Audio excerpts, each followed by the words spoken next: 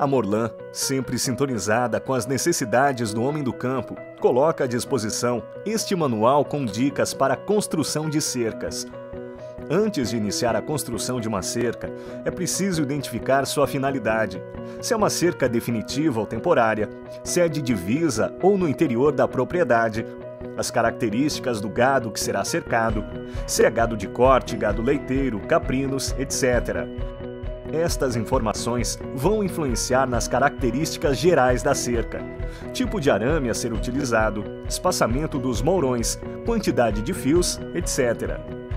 O primeiro passo é conferir o material básico para a construção de qualquer cerca, seja de arame liso ou farpados. São eles: mourões 2,70 metros de altura e aproximadamente 20 centímetros de diâmetro, grampo para cerca, agricultor ou aroeira, distanciadores de cercas Morlan, arame ovalado Pantanal para cerca de arame liso, e para cercas de arame farpados temos as opções Nelore, Cercaço, Cercaços EN3, Dino ou Rino, arame zincado macio BWG6 Morlan, arame zincado macio BWG22 Morlan para amarrações, e retrancas de madeira. Dividimos em 9 passos a sequência para a instalação da sua cerca. Primeiro passo: marcações. Neste modelo, construiremos uma cerca com 1,40 m de altura. Os mourões mestres e contramestres serão fixados em buracos com 1,30 m de profundidade. E os demais mourões com 80 centímetros de profundidade. Ao construir uma cerca, seja de arame farpado ou ovalado, devemos iniciar a construção sempre pelo canto, que é a parte da cerca que mais sofre com a pressão exercida pelos animais, e por esta razão é a parte da cerca que precisa ser mais resistente. Segundo passo: escavações do canto. Cave um buraco com 1,30 m de profundidade e com largura suficiente para deixar 10 centímetros de folga nas laterais entre a borda do buraco e o mourão. Este buraco destina-se ao mourão central do canto, chamado de mestre. Perpendicular à escavação para o mourão mestre, cave 2 buracos em formato de T, com a distância e profundidade igual à metade da altura da cerca, 70 centímetros. Nesta escavação será colocado um pedaço de mourão com 1 metro de comprimento, chamado morto. Em seguida, com a ajuda de uma linha guia, defina a posição dos outros 2 mourões que compõem o canto da cerca, chamados de contramestres. Defina também a posição dos mourões intermediários. Os mourões contramestres devem ser posicionados em valas com 1,30 m de profundidade e devem ficar a 1,40 m de distância do mourão mestre. Terceiro passo: fixação dos mourões do canto. Confira nível e prumo e faça a fixação dos mourões mestre e contramestres com a terra proveniente das escavações. Quarto passo: retranca. Prepare os mourões mestre e contramestres para a colocação de uma retranca que ajudará no travamento do canto.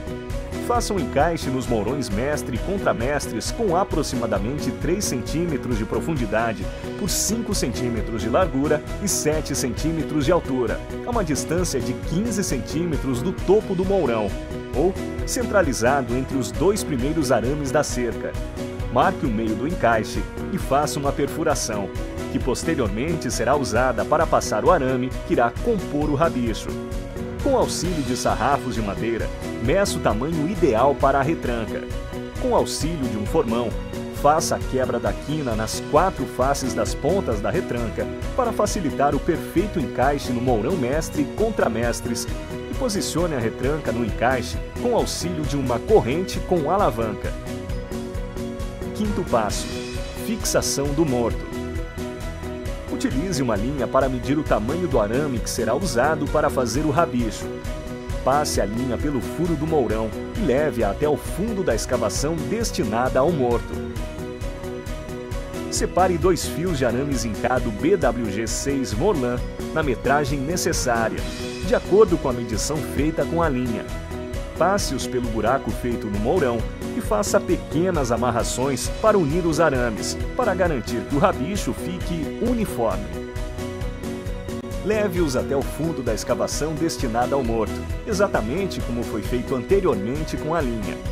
Use uma das pontas, com 2 fios, faça 2 laçadas no morto e enrole a sobra do arame. Repita o mesmo processo com a outra ponta do arame e faça uma laçada de segurança na corda que irá compor o rabicho. Com o auxílio de uma chave de aramar, faça uma trava de segurança com no mínimo 8 voltas e corte o arame. Pegue outra ponta de arame e repita este processo mais 3 vezes, de modo que, ao final, teremos 4 travas de segurança e ficarão 4 fios na corda que irá compor o rabicho.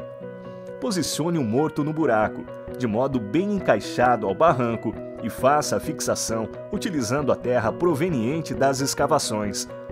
Dica: faça uma cava na parte inferior da lateral do barranco para aumentar o encaixe do morto. 6º passo: rabicho. Desfaça as pequenas amarrações feitas anteriormente e, com o auxílio de uma barra de ferro, faça a torção da corda do rabicho até sentir que o rabicho começa a tracionar o contramestre.